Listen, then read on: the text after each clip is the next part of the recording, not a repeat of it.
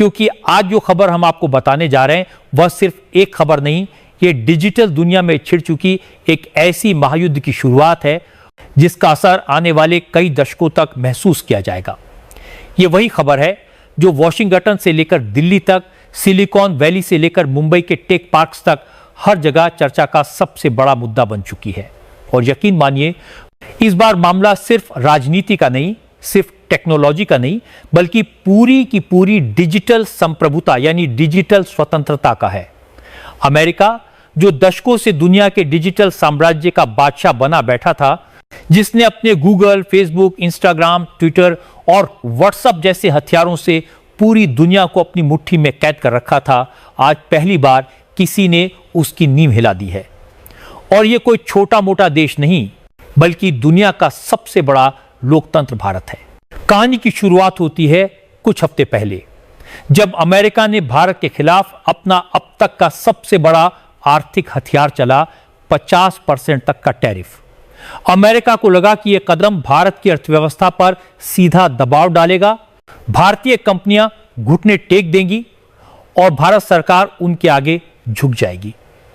लेकिन दोस्तों, ये 21वीं सदी का भारत है जो झुकने के लिए नहीं बल्कि पलटवार करने के लिए जाना जाता है।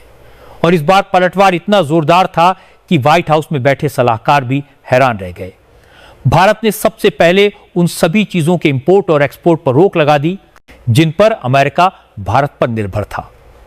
नतीजा यह हुआ कि अमेरिका की सप्लाई चेन में भूचाल आ गया। उनके बड़े बड़े उद्योगपतियों और कारोबारियों के चेहरे पीले पड़ गए और वहां की मीडिया में यह हेडलाइन बनने लगी, इंडिया स्ट्राइक्स बैक। लेकिन असली खेल तो इसके बाद शुरू हुआ। दोस्तों, यह तो सिर्फ झड़प थी। असली युद्ध का ऐलान तो तब हुआ जब भारत ने डिजिटल मोर्चे पर हमला बोल दिया। आज से पहले तक आप और हम सुबह आंख खुलते ही सबसे पहले जिस चीज का इस्तेमाल करते थे वो था गूगल, फेसबुक, इंस्टाग्राम, व्हाट्सएप या ट्विटर।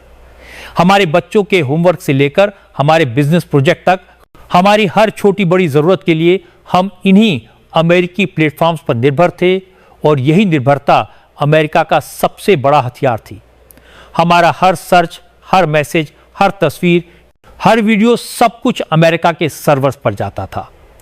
हमारी पसंद नापसंद, हमारा सोचने का तरीका, हमारी खरीदने की आदतें, सब कुछ अमेरिका के पास दर्ज होता जा रहा था। भारत की 99% आबादी इन अमेरिकी डिजिटल सेवाओं का इस्तेमाल कर रही थी और इसके बदले अमेरिका अरबों खरबों डॉलर कमा रहा था। लेकिन अब भारत ने ठान लिया है अब और नहीं, और इसी संकल्प का नतीजा है कॉमेट। जी हां दोस्तों, भारत ने अपना खुद का स्वदेशी गूगल लॉन्च कर दिया है और इसका नाम है कॉमेट। यह सिर्फ एक सर्च इंजन नहीं बल्कि भारत का डिजिटल ब्रह्मास्त्र है। कॉमेट की ताकत का अंदाजा आप इस बात से लगा सकते हैं कि लॉन्च के पहले ही 24 घंटों में इसे दुनिया के 100 देशों में डाउनलोड किया गया और यह डाउनलोड रिकॉर्ड तोड़ गया। जैसे ही इसकी खबर फैली, सिलिकॉन वैली में आपात बैठकें होने लगीं, अमेरिकी टेक कंपनियों के शेयर गिरने लगे और अमेरिका के टेक जर्नलिस्ट ने खुलकर कहना शुरू कर दिया कि गूगल की बादशाहत खतरे में है। कॉमेट में वो सारी खूबियां हैं जो किसी भी आधुनिक सर्च इंजन में होनी चाहिए, बल्कि उससे भी ज्यादा सबसे पहली और सबसे बड़ी बात, आपका डेटा अब भारत में रहेगा। न चोरी, न जासूसी, न सेंसरशिप। जो कुछ आप कॉमेट पर सर्च करेंगे उसका रिकॉर्ड सिर्फ भारत के सर्वर पर होगा और उस तक पहुंच सिर्फ अधिकृत भारतीय अधिकारियों को ही होगी। दूसरी बड़ी खासियत, ये 23 से ज्यादा भारतीय भाषाओं में उपलब्ध है। अब इंटरनेट सिर्फ अंग्रेजी जानने वालों का अधिकार नहीं, बल्कि हर भारतीय अपनी भाषा में इसे इस्तेमाल कर सकेगा। तीसरी और सबसे खतरनाक ताकत, कॉमेट पूरी तरह एआई यानी आर्टिफिशियल इंटेलिजेंस से लैस है। यह आपकी पसंद नापसंद को सीखेगा, आपके लिए खुद से कंटेंट ढूंढेगा और आपको ऑडियो वीडियो के जरिए उसी भाषा में जवाब देगा जिसमें आप चाहेंगे। सोचिए, आप अपनी मातृभाषा में बोलकर कोई सवाल पूछते हैं और कॉमेट आपको उसी भाषा में जवाब दे देता है, वो भी सिर्फ टेक्स्ट नहीं बल्कि ऑडियो और वीडियो में। यह सुविधा आज तक गूगल भी इस स्तर पर नहीं दे पाया है। और तो और, कॉमेट आपकी इंटरनेट डेटा खपत को भी कम करेगा, यानी आपका 1 GB डेटा पहले से ज्यादा चलेगा, जिससे गरीब से गरीब यूजर भी लंबे समय तक इंटरनेट का फायदा उठा सकेगा। यह कदम सिर्फ तकनीकी नहीं बल्कि कूटनीतिक भी है।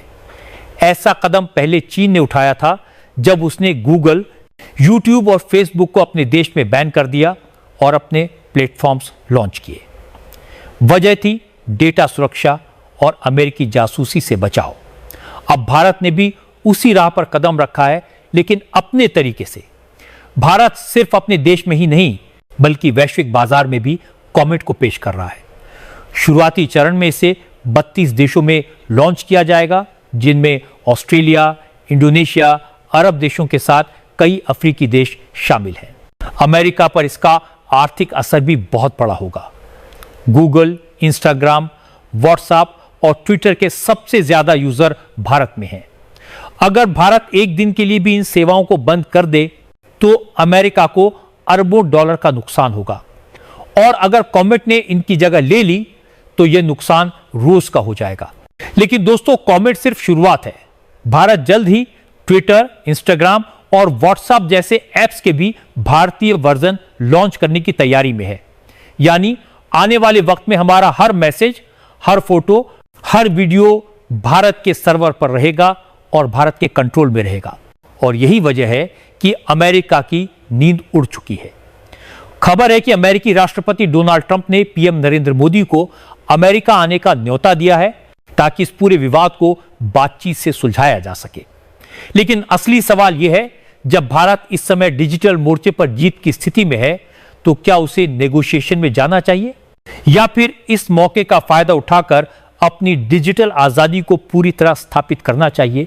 तो दोस्तों, इस पूरी कहानी का निष्कर्ष किसी साधारण घटना का अंत नहीं बल्कि एक ऐतिहासिक मोड़ का आगाज है।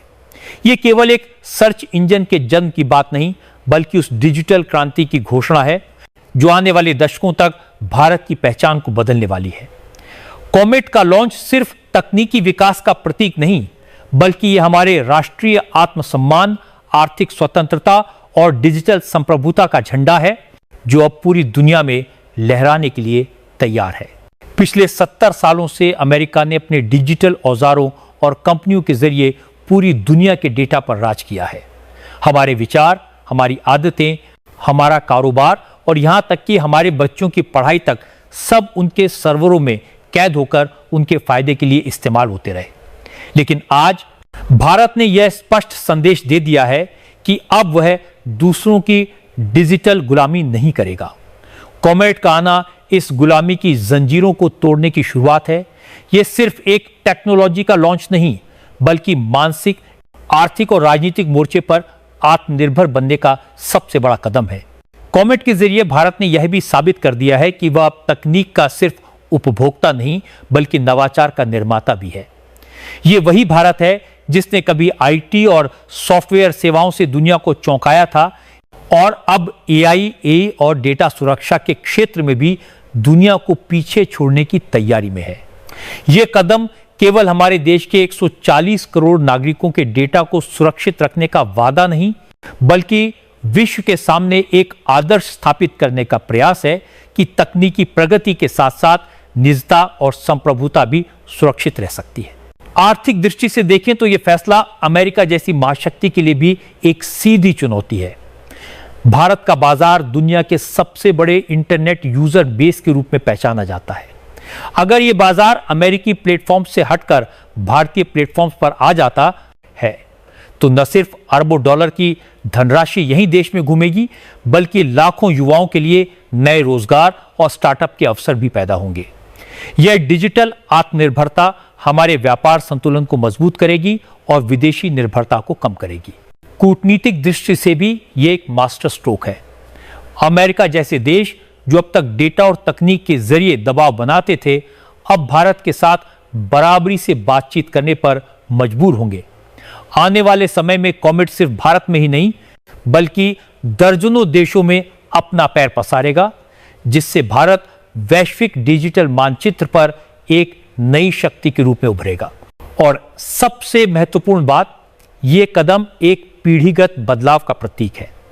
आने वाली पीढ़ियां जब इतिहास पढ़ेंगी तो उन्हें यह साल याद रहेगा कि यही वह समय था जब भारत ने डिजिटल दुनिया में अपना ताज पहन लिया। वे कहेंगे कि जिस तरह 1947 में हमने राजनीतिक आजादी पाई थी, वैसे ही 2025 में हमने डिजिटल आजादी पाई, और इस आजादी का नाम है कॉमेट। यह सिर्फ एक ऐप नहीं, यह भारत की डिजिटल स्वतंत्रता का बिगुल है। यह आत्मनिर्भर भारत का डिजिटल स्वरूप है। यह उस युग की शुरुआत है जब भारत सिर्फ दुनिया की तकनीक का हिस्सा नहीं रहेगा, बल्कि उसका नेतृत्व करेगा। कॉमेट आने वाले कल का वह सूरज है जिसकी किरणें दुनिया भर के देशों को प्रेरणा देंगी कि तकनीक की असली ताकत अपने देश और अपने लोगों के हित में इस्तेमाल की जाए।